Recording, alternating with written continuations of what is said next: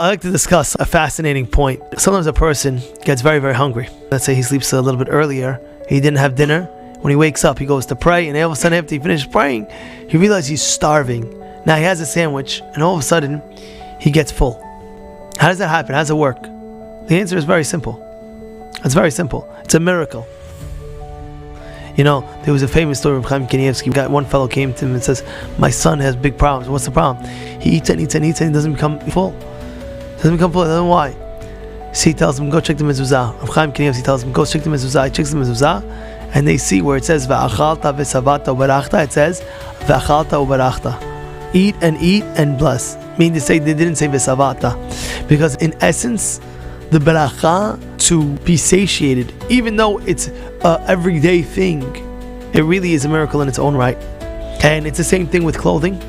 And it wouldn't make sense that you wear a jacket and you become warm. You wear a sweater and you become warm. Kadosh Baruch Hu is making miracles. But it's everyday thing. It's everyday thing. Just because it happens every day doesn't mean it's not a miracle. And that in Hanukkah is the most famous question that the Beit Yosef asks. Maybe hundreds of answers on this question. If Hanukkah, we found the first light, we'll open up the Beit HaMikdash, we found one jar that could last for one night. So why are we celebrating 8 nights? We're supposed to have 7 nights. The first night is not a miracle? There's many answers to this question. And one of the answers that the Alta Mikelm says that we have to understand, the fact that you can light olive oil and comes light out of it, that itself is its own miracle. How could it even happen? That itself is a miracle. If you would take a wick and put it in an olive and light it up, it doesn't light.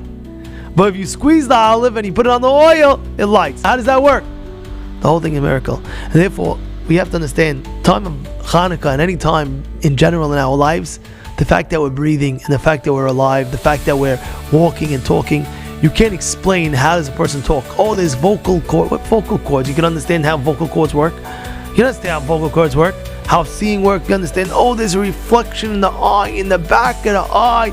There's a retina. You could explain how a person can see different colors. Everything is a miracle.